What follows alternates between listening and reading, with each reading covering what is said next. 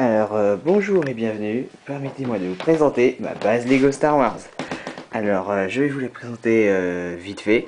Alors, ici, vous voyez un clone en train de faire sa patrouille. Alors, bon, c'est un avant-poste. Vous aurez remarqué qu'il est de taille plutôt modeste. Mais bon, j'ai pas à me plaindre. Je me suis assez bien débrouillé pour faire les détails et vous reconnaîtrez peut-être certaines pièces de certaines boîtes, comme la tourelle et d'autres. Alors peut-être pas l'escalier marron là, qui mène à l'étage. Après on y verra plus tard. Alors, l'extérieur. Alors comme vous avez vu, il y a un peu de végétation pour masquer le décor.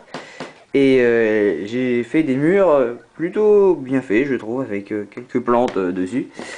Et puis c'est surtout ça parce qu'il n'y a pas de mur derrière. J'avais plus assez de pièces. Bon. Alors pour en revenir à la base en elle-même, alors comme je vous l'ai dit, c'est un avant-poste avec une petite plateforme sur le dessus puis une échelle pour y accéder. Je vous montre avec un pilote qui grimpe. Et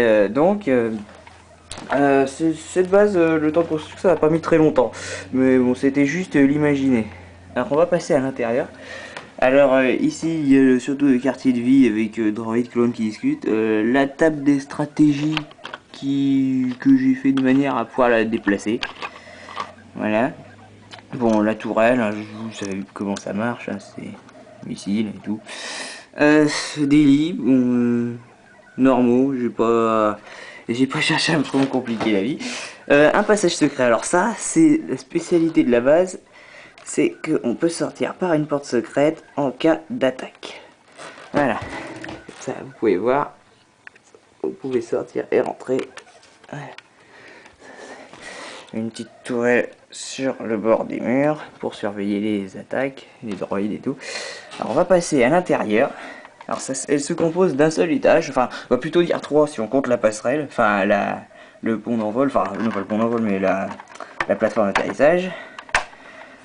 C'est l'avantage, c'est que chaque plaque peut s'enlever plutôt facilement, on va dire ça comme ça.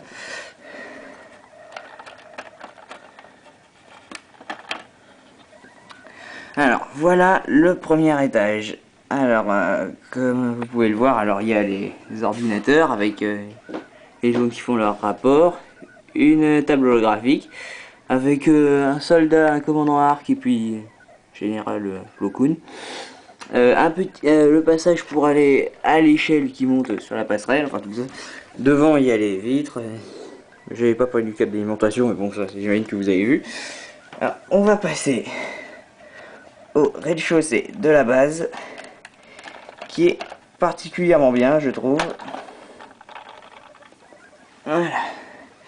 Alors voilà le rez-de-chaussée. J'avais fait de manière à ce qu'on puisse y loger des véhicules. Ah oui, je vous avais pas montré, j'ai aussi une porte qui coulisse pour faire rentrer et sortir les troupes. Quelque chose qui coince, voilà.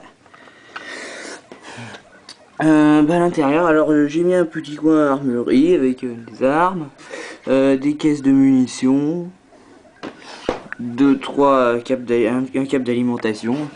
Enfin voilà quoi. Enfin, j'ai fait surtout comme je le voyais, et puis personnellement je trouve qu'elle est pas si mal parce qu'en fait elle est peut-être petite mais elle reflète bien un peu les bases de la République et tout. Enfin, qui sait, ils avaient peut-être des bases comme ça pendant la guerre des clones que personne ne le savait. J'imagine que ça existait. Dans tous les cas, c'est fort probable. Alors bon bah une fois refermée la base, elle a juste une apparence normale. Et bah, elle est tout à fait normale, rien de particulier et tout. Enfin, donc voilà à quoi ça ressemble quand on ouvre la porte coulissante et qu'il y a tous les machins, enfin tous les étages. Là, vous voyez, ça voir un peu l'intérieur. Voilà. Alors, je suis pas mécontent de cette base. Alors, vous me direz que je sais, c'est peut-être le concept de la porte et de la végétation devant vous est pas anodin. Ça, c'est normal. C'est parce que je me suis inspiré d'autres, entre autres, d'autres personnes